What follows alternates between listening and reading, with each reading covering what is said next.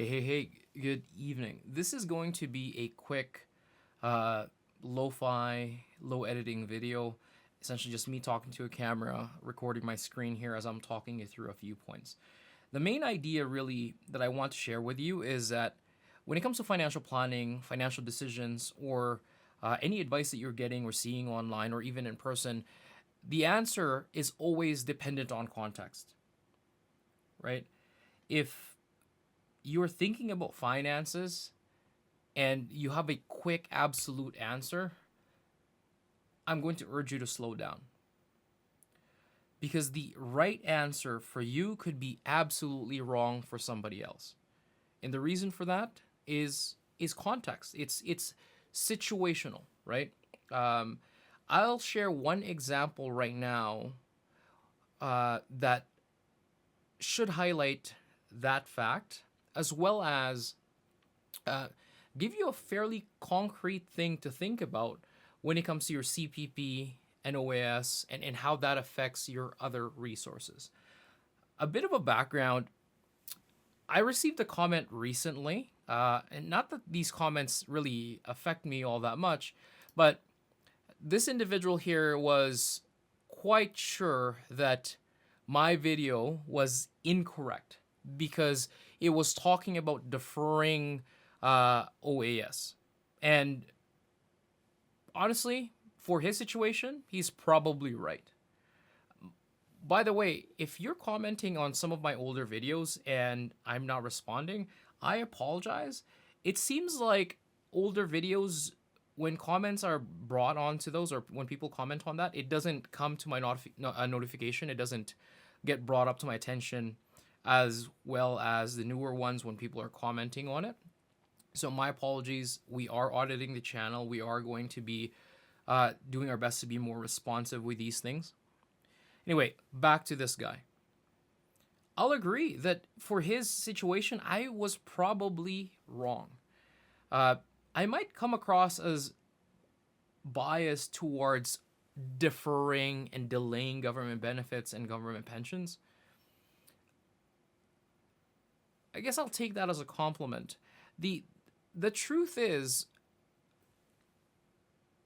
I'm saying the financial planning community and the people that are willing to share insights online, we are trying to share things that go beyond convention. I don't need to tell people to take CPP or OAS at 65 because they're already prone to doing that.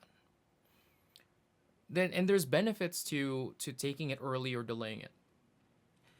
I'm going to show you a case where I actually ended up recommending a staggered CPP and OAS uptake. So one spouse takes it right away and the other defers it for as long as possible. I'll give you a few seconds why this was the conclusion. The reason was health and longevity and life expectancy. There is a real potential shortened life expectancy with one of the clients. So in that case, I actually recommended for this person to take their government benefits right away and the spouse to defer it. The math might not make sense, but it's about having more support for the survivor if that is a real possibility. See, they were already at near the maximum CPP for what they are entitled to. And I don't know if you know this, but the CPP survivorship benefit will technically only top up the survivor up to the maximum CPP. So if they're already at the ceiling, it doesn't matter if the spouse that passed away also had benefit, they're not going to put it on top. Because an individual Canadian or an individual recipient can only get up to the maximum combined. So there was no additional CPP for the survivor because she's already got the max or he's already got the max. Uh, I'll do my best to keep this gender ambiguous, or maybe I'm just being Filipino and we get our he and she mixed up. You take a guess. Anyway, and then the OAS has zero survivor benefits. So I created this plan, and I even made that their go forward assumption. Like, hey, this is your CPP and OAS schedule because of these facts. And I explained that to them. That makes sense in my eyes. But because this is a real client in a real case, I go a step beyond and actually illustrate and show that decision making to them. So give me a second here as I switch screens and just make sure that we have this private and covered, because we don't want to violate privacy in any way. So this is our scenario where they are both taking CPP and OAS immediately. And I will, or sorry, they're both deferring it. I'll show you that. Taking CPP at 70, taking OAS at 70. The partner is also taking CPP at 70, taking OAS at 70. Before this survivorship analysis, they were able to, as a household, they were able to sustain $60,000 a year or $5,000 a month after tax, after inflation, on top of their other goals. It could be different for you. It could be you want to pay for your daughter's wedding, you want to help with a down payment, you want to go to Europe, you want to buy a new car, you want to pick up an Airbnb unit. I quantify that outside of the sustainable baseline spending.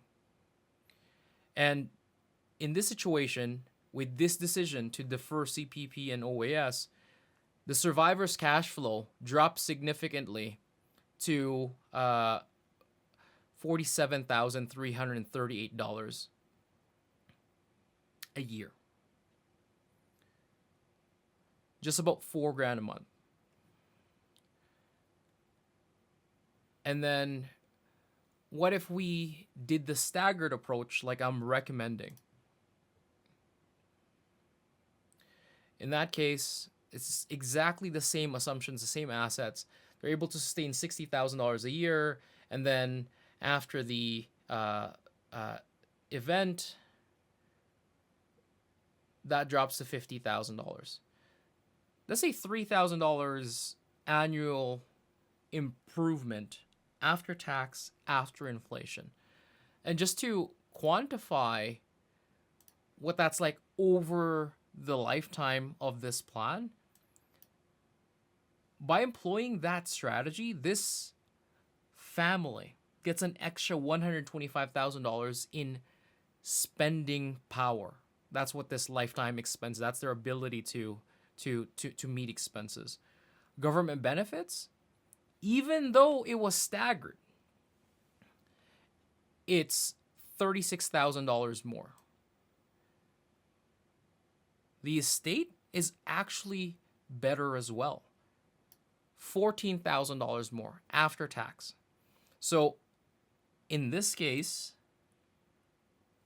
the deferral is not always better. Anyway, I wanted to give that to you as an example and just something to think about. I'll add this to the CPP and OAS playlist. I also want to just take a quick moment to just comment. We are working on that RSP meltdown case study. That thing ended up being a monster. It is now 55 minutes long, 10 different scenarios, 10 different tax breakdowns, 10 different ways we're optimized, enhancing, comparing. Essentially, I ended up building a full-on financial plan, minus the written comments and written notes, and I'm breaking it down on an hour-long video. So that's being edited right now, being audited by another financial planner. I'm happy to have Ken on board looking at my stuff instead of just me redoing it and watching it over and over again. I'm getting sick of my own face. and my own voice. Ronald, our editor, is working on that. So if you're excited to see it, give him some love, give him a shout out in the comment section below. In any case, that should be ready for publication this Friday. And we will premiere that live. I'll be there to watch the comments as the video is coming out. So if you can do that, we can hang out Friday afternoon. See ya. Thank you for watching. And as always, God bless you. Happy planning. And don't forget to be your own money hero. Bye.